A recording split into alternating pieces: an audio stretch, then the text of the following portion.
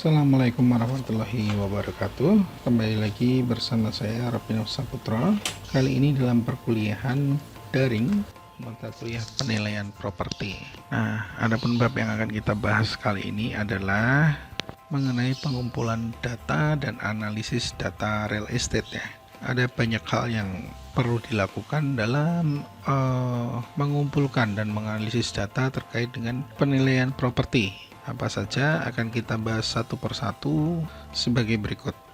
Yang pertama, melakukan identifikasi umum. Dalam penilaian real estate itu, kualitas dan kuantitas data dan informasi yang tersedia untuk keperluan analisis adalah sangat penting. Seperti halnya juga metode dan teknik yang digunakan dalam memproses data dan menyelesaikan penugasan. Penugasan terkait apa? Terkait penilaian properti ini. Nah, kita breakdown tuh. Ada kualitas, ada kuantitas. Kualitas itu apa? Ada yang tahu? Kualitas itu kesesuaian dengan spek ya. Mutu, kesesuaian dengan spek, tingkat kehandalan, tingkat validitas ya. Terus kemudian bisa dipakai atau tidak, efektif atau tidak. Itu masuknya ke indikator utama dari kualitas. Kemudian kuantitas itu apa? Kuantitas itu volumenya, besarnya data yang dicari, jumlah ya, kemudian frekuensi juga termasuk kuantitas. Terus kemudian cara pencapaiannya juga itu termasuk pendukung dari kuantitasnya. Nah, dalam mengumpulkan data itu tidak bisa hanya dengan mengandalkan logik aja. Diperlukan adanya kesabaran ya, pertimbangan, keuletan si penilai itu sendiri, penilaian data, keahlian melakukan riset untuk mengarahkan langkah dalam rangka mengumpulkan data serta informasi. Yang kedua, mengkaji mengenai fenomena di bidang ekonomi. Kenapa? Berbagai kejadian yang berkesinambungan itu yang membentuk tendensi dipelajari dan digunakan sebagai bukti historis yang mendukung ramalan. Ramalan apa tuh? Ramalan penilaian properti. Ketika kita berkecimpung di dunia properti atau real estate, hal yang paling besar kita lakukan adalah memprediksi. Ya, memprediksi pasar, ia memprediksi customer, ia memprediksi harga bahan baku, ia memprediksi kebijakan pemerintah, ya kan? Nah, ramalan merupakan seni menggunakan proses ilmu pengetahuan untuk mengidentifikasi atau mengkualifikasikan keadaan atau kejadian di masa yang akan datang. Nah, ramalan merupakan seni menggunakan proses ilmu pengetahuan untuk mengidentifikasi atau mengkualifikasikan keadaan atau kejadian di masa yang akan datang. Dalam meramal ini, fenomena di bidang ekonomi, kita menggunakan beberapa indikator atau tren ya, tren ekonomi. Yang pertama ada neraca perdagangan luar negeri ya. Terus ada nilai tukar valuta asing, utamanya dolar ya, euro. Terus kemudian apa? Yen ya. Yang ketiga, tingkat harga barang komoditas. Jadi kita harus peka, sensitif melihat harga barang, termasuk bahan baku atau bahan material ya. Upah buruh ya, ada upah buruh juga. Suku bunga itu juga paling sensitif mempengaruhi ekonomi, mempengaruhi daya beli. Terus tingkat produksi industri. Industri siapa? Ya, industri real estate. Yang yang mau dinilai real estate berarti yang kita lihat ya tingkat produksi industri real estate. Yang ketujuh, volume penjualan retail. Yaitu penjualan dari eceran real estate itu seperti apa, itu juga perlu dilihat. Yang berikutnya adalah mengkaji fenomena ekonomi nasional dan regional. Uraian mengenai ekonomi nasional itu merupakan dasar untuk penilaian real estate. Gimana kok bisa kondisi ekonomi nasional yang dinyatakan dengan produk nasional bruto atau gross domestic product ya, juga produk nasional bruto, pendapatan nasional, neraca pembayaran, indeks harga konsumen, tingkat bunga statistik, angkatan kerja dalam pekerjaan, dan tingkat pengangguran. Itu semuanya mempengaruhi proyek perumahan ya.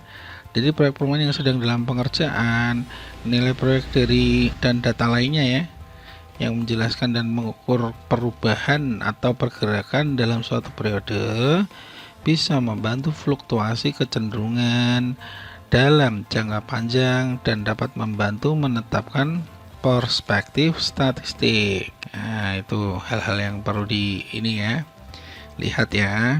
Next, mengkaji atau menganalisa fenomena ekonomi lokal. Kenapa? Analisis pada ekonomi lokal sering dipusatkan pada kecenderungan yang terjadi pada penduduk, pekerjaan, dan pendapatan masyarakat. Jadi ekonomi lokal itu lebih dekat dengan kenyataan kondisi yang sebenarnya yang kita tempati daripada ekonomi nasional tadi, yang sifatnya mungkin atau karakternya tidak mencerminkan lokasi lokal. Perubahan penduduk lokal seperti perkawinan ya, pernikahan itu, pembentukan rumah tangga ya, keluarga baru, itu kan juga mempengaruhi real estate ya. Ada perubahan penduduk, terus diversifikasi produk atau pengembangan produk, keamanan investasi, employment ya. Seorang yang investasinya aman di Indonesia otomatis juga semakin banyak yang membutuhkan properti atau real estate ya. Tingkat upah, pendapatan per kapita itu menunjukkan daya beli. Nah, kemudian dibahas mengkaji fenomena tanah di pedesaan. Jadi penilai yang bertugas di luar kota atau pedesaan harus memahami apa hubungan antara ekonomi lokal desa, dasar perekonomian di daerah sekitarnya, apakah didasarkan pada ekonomi pertanian, pariwisata atau pertambangan, dan ekonomi nasional ya. Penilai harus bisa mengidentifikasi tren di antara kegiatan sektor ekonomi khusus. Dalam hal ini ukuran dan kerumitan menjalankan bisnis pertanian peternakan itu yang ada di desa itu, yang ada di tempat-tempat non kota ya. Nah, hal ini dilakukan untuk apa sih? Untuk melihat supply barang ya, yang kemungkinan bisa kita ambil dari sana ya. Termasuk juga tanah yang ada di desa itu kan juga bisa dikembangkan ya. Nah, dalam melihat tanah ini ya, yang dilihat apa? Kompleksitas bisnis pertanian kayak peternakan, minyak tambang, berarti industri di sekitar lokasi desa itu. Mekanisme dan investasi tenaga kerja, apakah dia itu mekanisme cara investasi dan sistem tenaga kerjanya itu sama dengan yang di kota, yang di tingkat nasional atau tidak. Kemudian subsidi yang diberikan pemerintah apa aja di sana. Dan kompetisi untuk impor, ini kompetitor ya, bukan impor ya. Oke. Next, fenomena pasar lokal. Pasar real estate lokal ya. Membandingkan reaksi pasar lokal terhadap pasar ekonomi nasional dan internasional.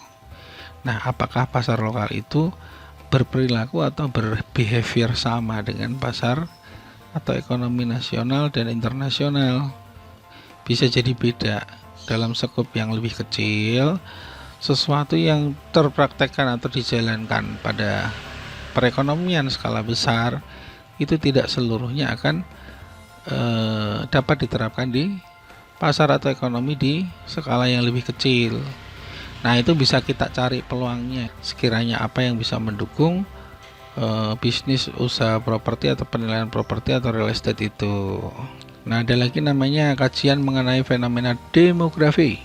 Apa itu? Kependudukan ya. Kenapa kependudukan berpengaruh pada penilaian real estate? Nah, ya jelas berpengaruh. Kalau jumlah penduduknya misalnya bertambah, itu kan semuanya seperti kajian awal tadi kan, pasti mereka butuh rumah semua tuh. Zaman sekarang itu misalnya anaknya Pak Haji siapa itu, terus kemudian pulang ke kota Semarang contohnya, itu besar kemungkinan kalau dia udah mengetahui gaya hidup seperti apa di kota, itu juga ketika pulang dia inginnya mencari properti yang selain dibeli untuk konsumsi itu juga merupakan atau bersifat investasi.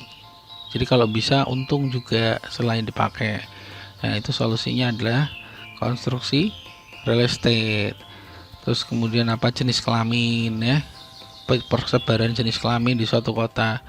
Katakanlah sebagai contoh ya, ternyata kota Bandung itu yang cewek itu mencapai 80 atau 70%. Sementara di kota Bogor yang cowok itu mencapai 90%. Nah, dalam hal ini pasti yang biasanya beli rumah itu siapa sih? Nah, itu bisa mempengaruhi penilaian properti juga. Ya kan, usia juga itu mempengaruhi. Jadi sekiranya usianya itu yang mendominasi dalam suatu daerah itu dia produktif atau tidak, apakah dia itu pada rentang membeli rumah atau tidak. Usia membeli rumah itu rentang berapa? Sekitar 25 sampai 35 ya. Nah, kalau udah angkatan 55, 56, 57 udah enggak ya. Nah, itu. Next, perundangan dan sikap penduduk. Perundangan itu artinya undang-undang ya yang ditetapkan oleh pemerintah pada suatu ekosistem atau lingkungan yang kita ingin ini nilai ya propertinya. Dan juga sikap penduduk lokal. Yang pertama, aturan sarana prasarana umum. Ya, itu pasti namanya pemerintah daerah itu mensyaratkan ini dan itu dan ini dan itu demi kebaikan. Itu perlu diperhatikan, apakah dia berlokasi di mana, dekat dengan sarana enggak, apakah nanti konsepnya itu gimana. Kalau dia tidak dekat dengan sarana itu, apakah akan membangun sarana sendiri di kompleks real estate itu atau gimana, itu perlu diperhatikan. Terus juga memperhatikan AMDAL ya, analisis dampak lingkungan itu, apakah real estate itu menimbulkan polusi ya, bisa polusi penglihatan, bisa polusi suara, bisa polusi macam-macam ya. Terus dia dekat tidak dengan apa namanya hal-hal yang bersifat mengganggu, itu juga mempengaruhi harga. Berikutnya sistem transportasi. Nah, itu udah jelas-jelas terlihat. Contoh paling gampang adalah jalan ya. Jalan itu kalau misalnya 3 lajur atau 2 lajur itu bisa buat persimpangan mobil, bisa ini. Dengan harga perumahan real estate yang jalannya hanya satu, mobil sendiri aja takut mau ini nyeblok ke got misalnya kan. Nah, itu pasti harganya beda, penilaiannya beda. Terus yang keempat, pembebasan tanah itu gampang apa enggak, birokrasinya biasa gimana. Itu bisa belajar dari histori atau industri jenis yang sudah berkecimpung di duluan ya, gitu. Yang kelima, master plan kota atau perencanaan tata wilayah kota, itu yang punya pemerintah daerah atau pemerintah lokal ya. Daya beli masyarakat. Nah, ini tadi udah ya, tapi di breakdown lagi enggak apa-apa. Apa yang mencerminkan daya beli masyarakat? Satu tuh Y, output income agregat ya, atau jumlah produksi dari seluruh dalam satu negara periode waktu tertentu. Ukurannya apa? Ukurannya gross domestic bruto ya. Nah, itu. Terus kemudian apa ukuran daya beli masyarakat? Dilihat dari YD-nya, disposable income-nya. Jadi gaji setelah dipotong pajak, itu mencerminkan daya beli.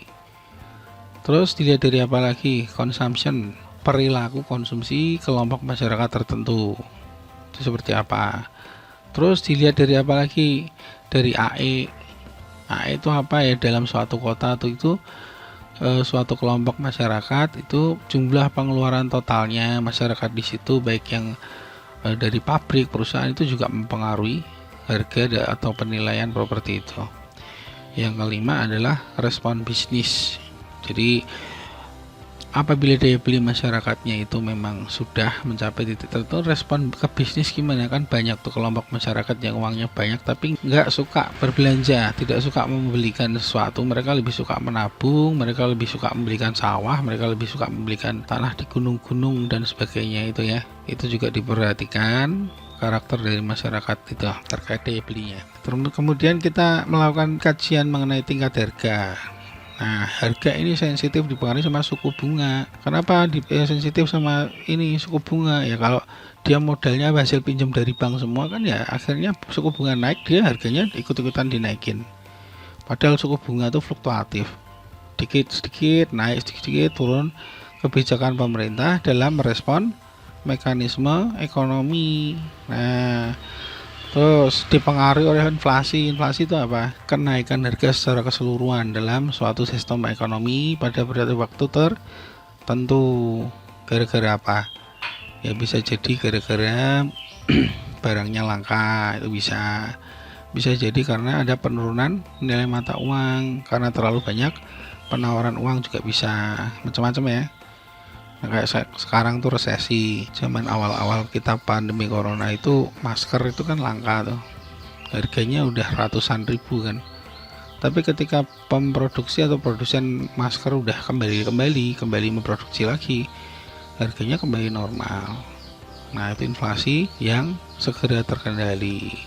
Terus solusi mempertahankan harga real change. Jangan sampai penilaian properti itu atau real estate itu menggunakan harga nominal, harga yang dulu aja gitu.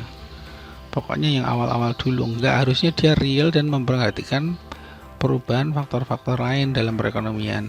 Jadi kalau memang ini suku bunga lagi naik banyak ya, itu walaupun dulu kamu bikinnya real estate murah ya, tapi karena alamnya jadi mahal ya jadi diikutin mahal aja, nggak apa-apa. Nah itu kalau kalian nggak mengikuti, saya dulu bikinnya kan cuma harga 1.000, masa disuruh jual harga 20.000, ya nanti nyesel pasti, karena ada opportunity cost di situ, yang harusnya kamu dapat peluang untung 19.000 jadi untung biasa-biasa aja. Next, fluktuasi demand and supply. Demand and supply itu apa? Penawaran dan permintaan barang atas industri real estate ya. Jadi itu naik turun sesuai sesuai masanya, sesuai lokasinya, sesuai kebutuhan masyarakat, sesuai dengan keadaan perekonomian lah, banyak faktornya ya. Fluktuasi kalau demand and supply atau permintaan penawaran. Jadi yang namanya permintaan itu yang minta calon pembeli, Pak, aku mau beli rumah real estate Pak. Nah itu namanya permintaan. Kalau penawaran, penjualnya yang menawarkan, monggo izin tok lurus lah, itu penawaran. Nah kalau fluktuasinya jangka panjang itu menaikkan harga real estate ya. Tapi kalau fluktuasinya itu jangka pendek, maka dia menekan harga real estate. Nah dari situ bagaimana caranya mengelola untuk melihat fluktuasi itu juga mempengaruhi harga real estate ya. Nah kemudian dalam ini ya, pengumpulan dan analisis data itu perlu juga mengumpulkan data dalam pembentukan biaya dan harga. Itu yang dilihat itu adalah satu, harga material, dua, paling jelas-jelas upah karyawan ya, ketiga, teknologi yang digunakan, dia sudah menggunakan high tech atau masih menggunakan cetok sama molen manual itu ya kan. Bangun gedung berlantai 8 tapi masih pakai molen yang kecil itu. Nah arsiteknya pakai mana, apakah arsitek profesional gitu, mempengaruhi. Kemudian legalitas atau ahli hukum ya, pasti kan dalam membuat ini suatu proyek real estate pasti juga melibatkan ahli hukum atau kuasa hukum ya, untuk agar kedepannya tuh lancar. Orang legal itu kalau udah kita hire, kita pakai itu ya, ada kasus atau enggak jadi tetap dibayar, tetap minta bayaran kan. Nah terus kemudian bunga pinjaman tuh ketika suatu real estate dibikin ya, rentang waktu itu tuh berapa bunganya tuh, tinggi apa enggak. Perizinan itu juga membutuhkan ini kan, sumber uang ya, daya atau untuk memperlancar atau mempermudah mengakomodasi perizinan biar cepet lah. Terus kemudian analisis dampak lingkungannya, itu juga kan survei macam-macam itu juga butuh duit dan pungutan lain-lain. Terus kita mempertimbangkan masalah pajak. Dasarnya pajak real estate atau properti itu apa? NJOP tanah maupun bangunan. NJOP itu apa? Nilai jual objek pajak. Dasarnya apa? Undang-Undang nomor 12 tahun 97 mengenai PBB itu ya, bumi dan bangunan ya. Marginal tax 5% dikalikan NJOP dikalikan NJKP.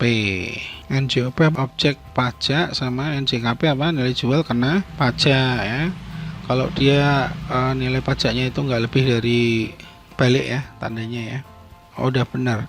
Kalau dia kurang dari 1 miliar berarti itu tarifnya NJKP nya 20% ya. Tapi kalau lebih dari 1 miliar baik tanah maupun bangunannya, dia NJKP nya 40%.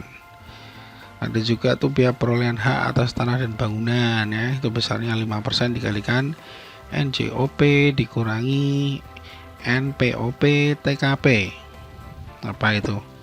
Nilai perolehan objek pajak tidak kena pajak, itu 12 juta. Jadi NJOP nya tuh ada bagian part tertentu yang tidak boleh dikenai biaya perolehan hak atas tanah atau bangunan ini sebesar 12 juta.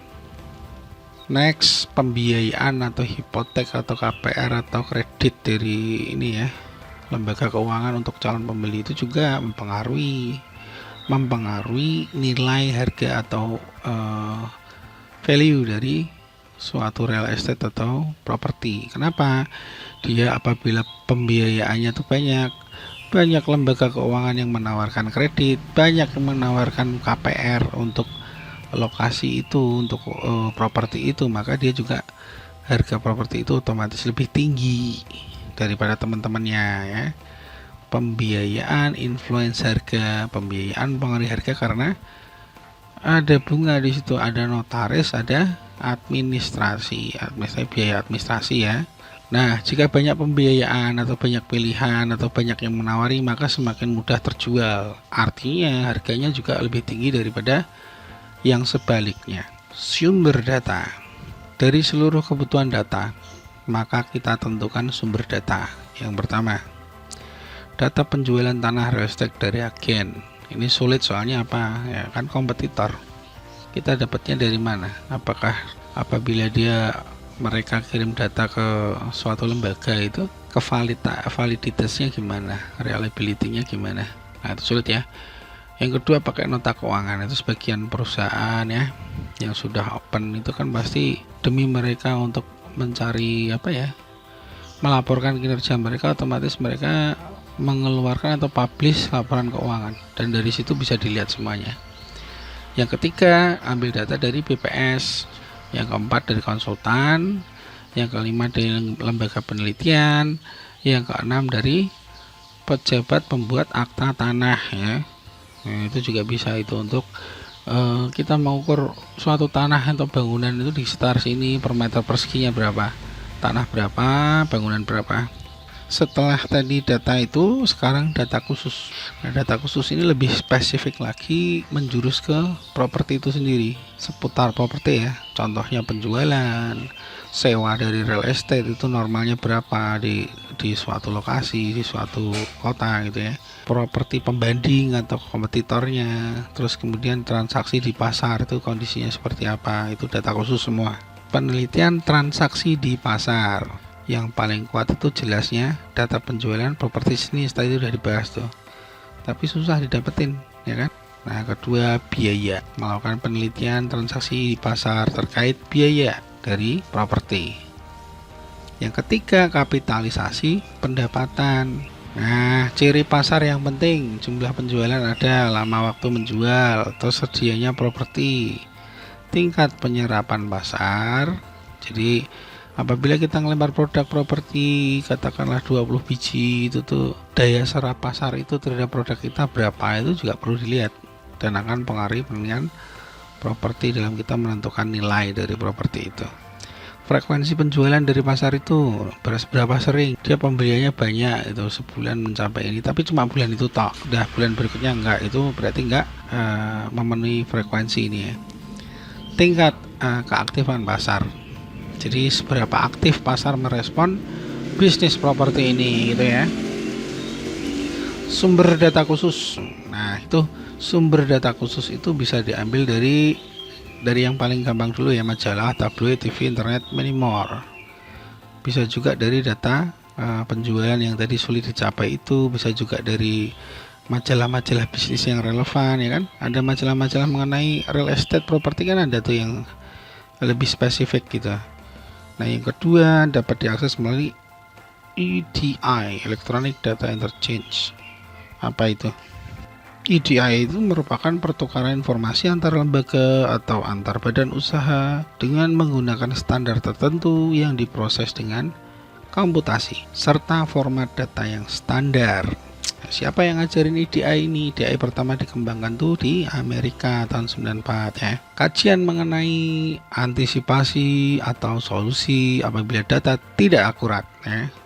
Ini masuknya ke kualitas data tadi. Ya tidak valid lah, ya tidak handal lah, ya tidak bisa dipakai di dalam segala kondisi lah. Macam-macam yang namanya kualitas yang low atau rendah itu indikatornya macam-macam. Caranya mengatasinya membagi data dalam kategori yang rasional. Perhatikan distribusinya. Jadi mengelompok-melompokkan sesuai dengan karakternya atau distribusinya ya. Kalau ternyata data itu tidak eksis atau tidak ada, maka apa yang dilakukan? kita nyari data ini, ternyata nggak ada. Setelah dicari setengah tahun itu mengandalkan berbagai sumber, apa yang dilakukan? Satu, bandingkan dengan properti di daerah lain, kita ngambil dari daerah lain, nggak apa-apa. Yang kedua, bandingkan dengan jenis investasi lain di bidang properti. Yang ketiga, bandingkan dengan jenis real estate lain, ya kan? Yang keempat, simulasi sikap, perilaku, memprediksi perilaku investor, analisis data. Itu ada dua.